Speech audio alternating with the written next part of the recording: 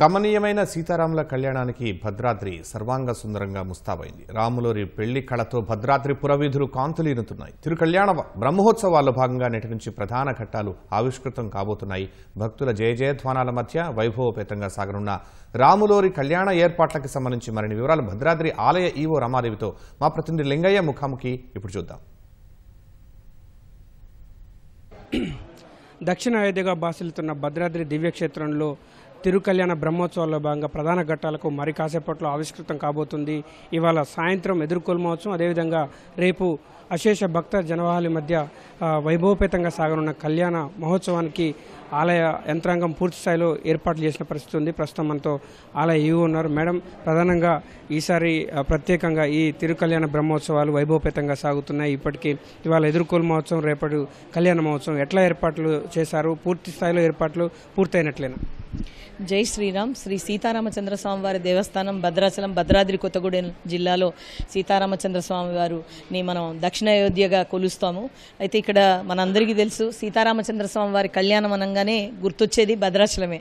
మొత్తం కూడా మనం చాలా ఏళ్ళ నుంచి కూడా అనాదిగా మనం సీతారాముల కళ్యాణాన్ని రేడియో ద్వారా కానీ టీవీ ద్వారా కానీ చూస్తామంటే వారి కళ్యాణాన్ని, మన కళ్యాణమే మనకు ఇక్కడ బ్రహ్మాండంగా జరుగుతుంది. దీనికి సంబంధించిన ఏర్పాట్లను గత 3-4 నెలల నుంచి కూడా మనం చేసుకుంటూ దాన్ని అన్ని పూర్తి చేసుకొని ఇప్పుడు దాదాపుగా అన్ని పనులు పూర్తయ్యాయి. రేపు ఎల్లుండిలో చేసుకోవాల్సిన పనులు తప్ప మిగతా అన్ని కూడా అన్ని పనులు కూడా ఏర్పాట్లన్నీ కూడా పూర్తయ్యాయి. అయితే ఇక్కడ ముఖ్యంగా మనకు సీతారామచంద్ర స్వామి వారి కళ్యాణం అనగానే మనకు కళ్యాణానికి సంబంధించినటువంటి వేదిక అయినటువంటి మిథిలా స్టేడియము ఒక జోన్ కింద, రెండవది టెంపుల్, దేవాలయానికి వచ్చేటువంటి దర్శించుకునేటువంటి భక్తులకు ఉండేటువంటి దేవాలయం. అయితే ఈ రెండు కూడా బ్రహ్మాండమైనటువంటి ఏర్పాట్లు ఇప్పటికే వేసుకున్నాము. గత 10 రోజుల నుంచి పైగా మనము బ్రహ్మోత్సవాలు అంటే మార్చి 30 నుంచి ఏప్రిల్ 12వ తారీఖు వరకు బ్రహ్మోత్సవాలు ఆ కార్యక్రమాన్ని మొదలుపెట్టుకున్నాము. అలాగే ఇప్పుడు దాంట్లో భాగంగా మనకు ఈరోజు అంటే 5వ తారీఖు ఏప్రిల్, ఈరోజు మనం ఎదుర్కోలు ఉత్సవాన్ని జరుపుకుంటున్నాము. అలాగే 6వ తారీఖు రేపు కళ్యాణము, సీతారామచంద్ర స్వామి వారి కళ్యాణాన్ని మిథిలా స్టేడియంలో జరుపుకోబోతున్నాము.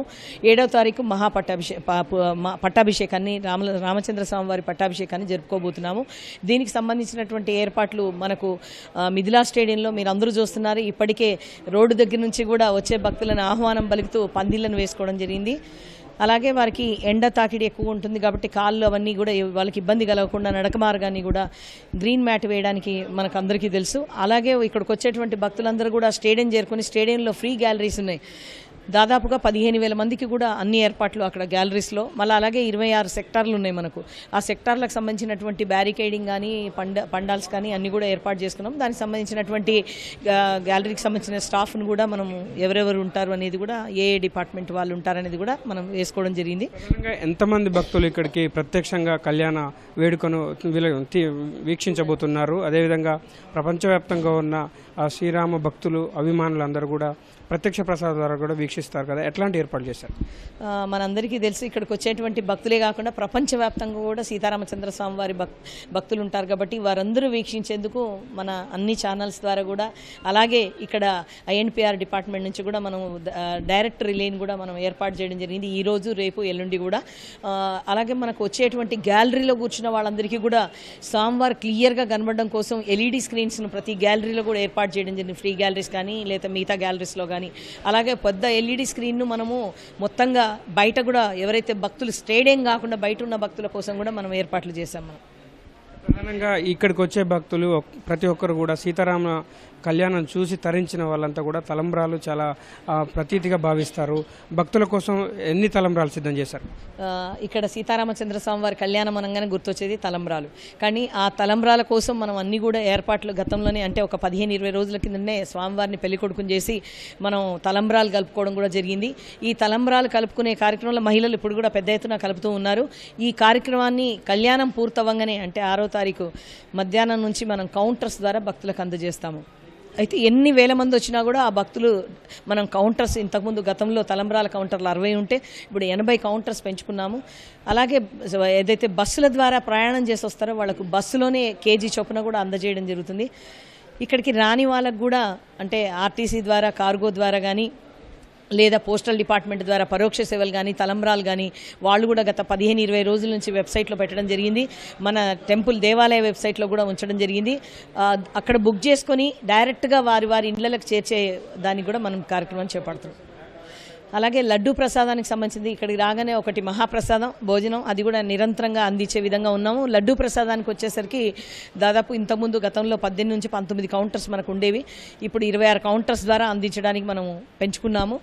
అయితే ఇక్కడికి వచ్చే భక్తులు గతంలో వచ్చిన దానికంటే కూడా మనం ఎక్కువ మొత్తంలో చేసి పెట్టాలని కాకుండా ఇక్కడ నిరంతరం ఎంతమంది భక్తులు వస్తున్నారో అంచనా వేస్తూ ఈ రోజు ఇంత అనే భక్తులను అంచనా వేస్తూ వారికి తగినట్టుగా దాదాపుగా 1,00,000 నుంచి 1,50,000 వరకు కూడా మనం తయారు చేసి పెట్టుకుంటూ ఏ రోజుకి ఆ రోజు తయారు చేస్తున్నాం. మనం ముఖ్యమంత్రి ఇక్కడ పట్టు వస్త్రాలు ముత్యాల తలంబ్రాలు సమర్పించడం ఆనవాయితీగా వస్తుంది మేడం. దాదాపు 10 సంవత్సరాలుగా కొంత కారణాలు ఏవైనా కావచ్చు కానీ ముఖ్యమంత్రి హాజరు కావడం లేదు.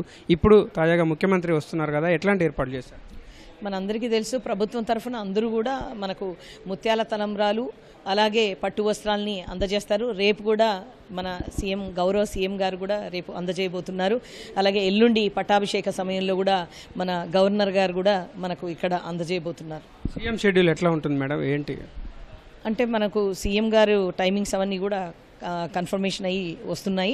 దానికి సంబంధించి ముఖ్యంగా వారు రాగానే ఫస్ట్ దేవాలయానికి సంబంధించి దేవాలయ దర్శనం ఉంటుంది. ఆ దర్శనంలో మనం వారికి ప్రోటోకాల్ ప్రకారంగా అక్కడ వారిని దర్శింపజేయడం, వారికి స్వామివారి పూజ అనంతరం వారి మళ్ళీ మిథిలా స్టేడియం వరకు వస్తారు. మిథిలా స్టేడియం నుంచి మనము వారు పట్టు వస్త్రాలు తలంబ్రాలు తీసుకొచ్చి స్వామివారికి సమర్పిస్తారు. 10 ఏళ్ల తర్వాత సీఎం గారు రాబోతున్నారు. ఇక్కడ ప్రజలు కావచ్చు, ఆ రామాలయ శ్రీరాముని భక్తులు కూడా ఎంతో ఆశతో ఎదురుచూస్తున్నారు. భద్రాద్రి ఆలయం అభివృద్ధికి సంబంధించి ముఖ్యమంత్రికి ఎలాంటి విన్నపాలు చేయబోతున్నారు ఆలయం తరపున? మనందరికీ తెలుసు ఆల్రెడీ మన ముఖ్యమంత్రి గారు చాలా గొప్ప మనసుతో మనందరికీ మాడ వీధుల విస్తరణకు దానికి కూడా ఫండ్స్ రిలీజ్ చేశారు. ఇక్కడ అన్ని ఏర్పాట్లు కూడా ప్రభుత్వం అన్ని కూడా చేయబోతున్నారు. ఇది కళ్యాణానికి అదేవిధంగా తిరుకళ్యాణ బ్రహ్మోత్సవాలకు పూర్తి స్థాయిలో సర్వసన్నద్ధంగా ఉన్నామని, వచ్చే భక్తులకు ఎటువంటి ఇబ్బందులు లేకుండా చూస్తామని చెప్తున్నారు. ప్రతి ఒక్క భక్తులు ఆ కళ్యాణ కమనీయ వేడుకను చూసి మంత్రముగ్ధులయ్యేలా కూడా ఆ ఆలయ అధికార యంత్రాంగం అన్ని ఏర్పాట్లు చేసిందని చెప్పి ఈవో చెప్తున్నారు. కెమెరామెన్ పూర్ణచంద్రతో లింగ ఈటీవీ భద్రాచలం.